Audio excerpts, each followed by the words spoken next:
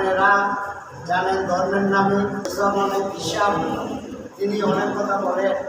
এই স্বৈরাচার হাসিনার সময় নির্বাচনে এই জমানের বিশ্বাস তিনি ওনাদের নির্বাচনে দিয়ে উনি আওয়ামী লীগকে সহযোগিতা করছেন, এইটা আপনারা দেখেছেন।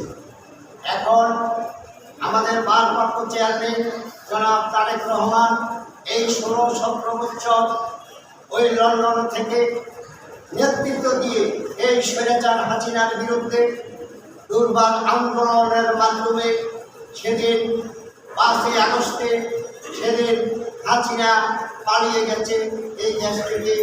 সেই বছর হলো আমাদের ভারপ্রাপ্ত চেয়ারম্যান তারেক রহমানের নেতৃত্বে সেই আন্দোলন হয়েছে। তাই আমাদের সাবেক প্রধানমন্ত্রী বেগম খালেদা জিয়া যখন এরশাদ পতনে আন্দোলনের ডাক দিয়েছিলেন, সেদিন সবাই আগে সেদিন কাছে পেয়েছেন ওই আমাদের রাষ্ট্রপতি জিয়াউর রহমান। যেদিন আমাদের পকেটে নিয়েছিলেন, তারপরে জাতীয়তাবাদী দল দায়িত্ব দিয়েছিলেন মির্জা আব্বাসকে, যুব দলের সভাপতির দায়িত্ব দিয়েছেন। সেদিন হইতে ওই স্বৈরাচার পতনের আন্দোলনের রাজপথে লড়াকু সৈনিকের পতন বারবার তারা নির্যাতিত হয়েছিলেন জনাব মির্জা আব্বাস। এরশাদ পতনের 9 বছর আন্দোলনের পরে 96-তে আবার যখন ওই স্বৈরাচার হাসিনা ক্ষমতায় আসে, তখনও ওই মির্জা আব্বাসের নেতৃত্বে ঢাকাবাসীকে এক করে সেদিন আন্দোলনের মাধ্যমে সেদিন ওই শেখ হাসিনার পরাজয় করে 2001-এ এই জাতীয়তাবাদী দল আবার ক্ষমতায় আসে। তাই এই স্বৈরাচার হাসিনার গঠনের সেই আন্দোলনে 11-11 সময় যে আন্দোলন করেছে সাবেক মন্ত্রী জননেতা মির্জা আব্বাস, সেদিনও এই হাসিনাকে পরাজিত করে 11-11 সময় মইনুল ফখরুলের ষড়যন্ত্রকে সেদিন মির্জা আব্বাস জেলে থেকে নেতৃত্ব দিয়েছিলেন।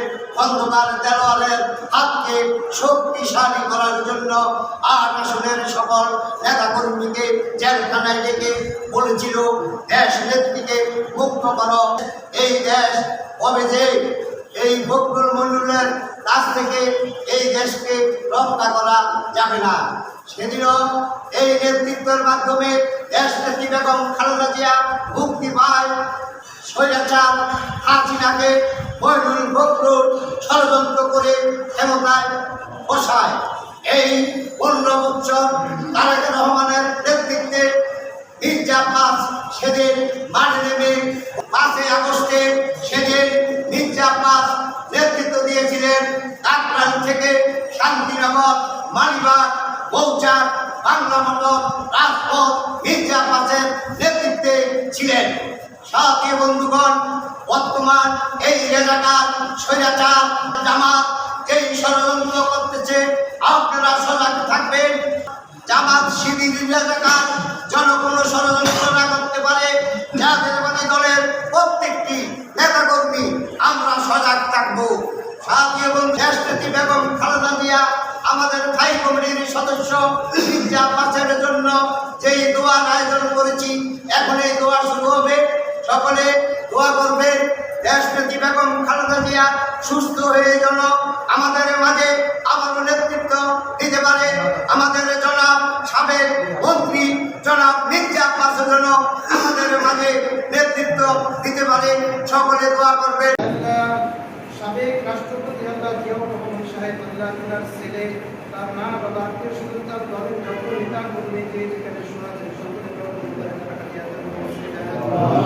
আল্লাহ দেশ নেত্রী আল্লাহ বেগম খালেদা জিয়া আল্লাহ দীর্ঘ জেল জুলুমের পরে আল্লাহ আপনার বান্দা আল্লাহ চিকিৎসা নিয়ে আবার আমাদের মাঝে ফিরে এসেছেন।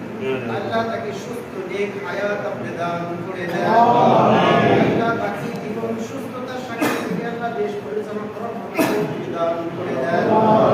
আল্লাহ পূর্বে যে আল্লাহ দিক নির্দেশ দেশ এবং ভারতে চালিয়ে আল্লাহ সামনে চালানোর মতো দান করে দেন।